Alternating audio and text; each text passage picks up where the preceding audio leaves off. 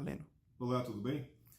Nós vamos falar aqui um pouquinho nesse vídeo a respeito de análise de risco de processo e o porquê de sua importância para todo tipo de sociedade empresarial.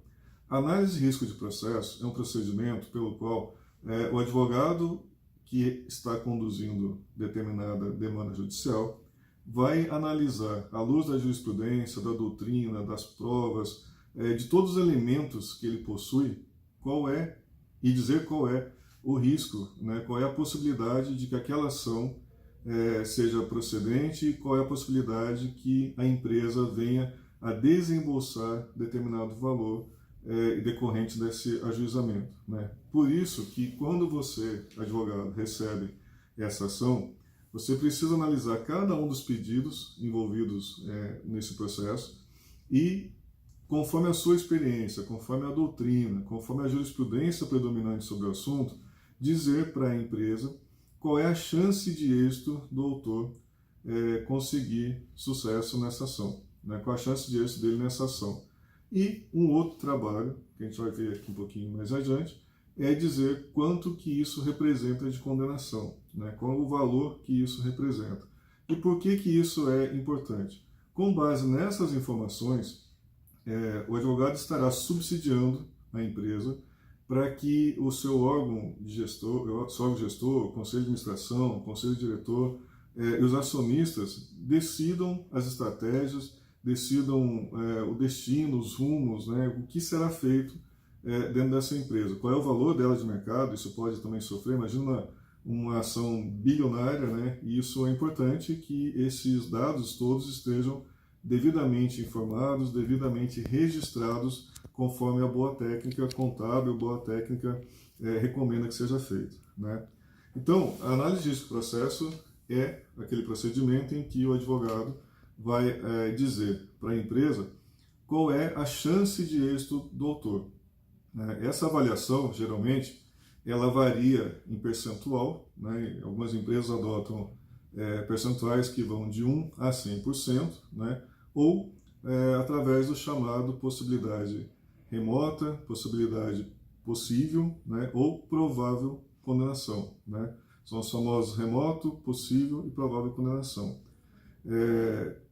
A análise de risco, ela tem basicamente como objetivo avaliar, portanto, os pedidos, né?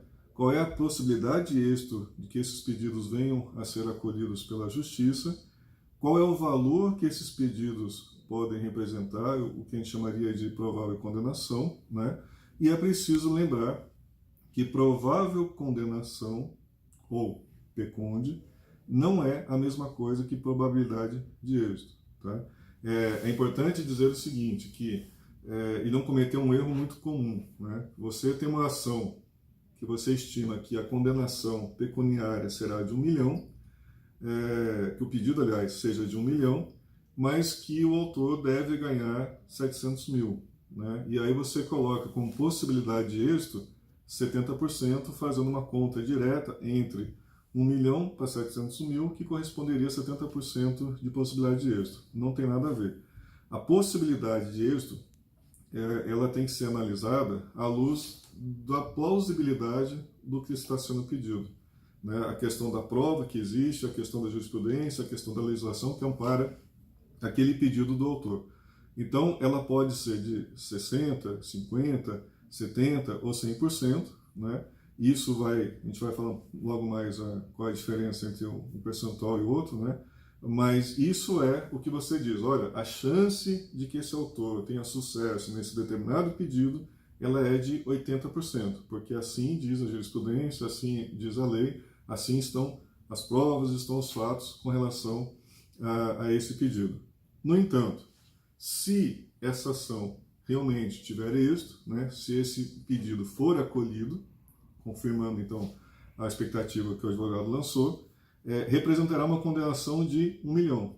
Então veja que eu coloquei um percentual e estou colocando um valor, né? Então, se aquele êxito for alcançado, a condenação será de um determinado valor. E nunca, portanto, deve ser feita aquela relação, né, direta entre possibilidade de êxito, um percentual, pedido que daria uma condenação X e fazer uma relação. e fazendo essa relação entre o valor do pedido, o valor da condenação, com a possibilidade de êxito, ok? Quando que eu devo realizar análise de risco? Sempre que houver uma alteração processual que modifiquem os fatos até então analisados, né? Então, se eu estou com um processo e que eu tenho uma sentença, eu vou atualizar tanto a possibilidade de êxito quanto a provável condenação de acordo com essa sentença que foi proferida, né? Se eu tenho um acordo, vou atualizar a possibilidade de êxito do autor novamente conforme a situação que ficou definida dentro do acordo. E isso pode mudar. Eu posso ter uma possibilidade de êxito inicialmente estimada em 80%, mas por alguma razão, uma alteração legislativa, uma alteração na jurisprudência, algum fato que tenha surgido aí no curso do processo, isso implica em dizer que aqueles 80% que o autor tinha de chance de êxito na ação, ele agora é de 10%, né, se tornou remoto porque a lei mudou, o direito dele mudou, enfim, porque eu tinha uma sentença de procedência e de repente eu tenho um acordo agora dizendo que a ação é improcedente. Independentemente do motivo que levou a uma decisão ou outra, é importante que sempre que houver essa alteração processual, essa dinâmica seja adotada na análise de risco de maneira que aquele processo represente exatamente a situação naquele instante que está sendo analisado, certo? Toda vez que houver uma entrada de processo, na hora do cadastramento desse processo, é obrigatório que seja feita essa análise de risco inicial, certo?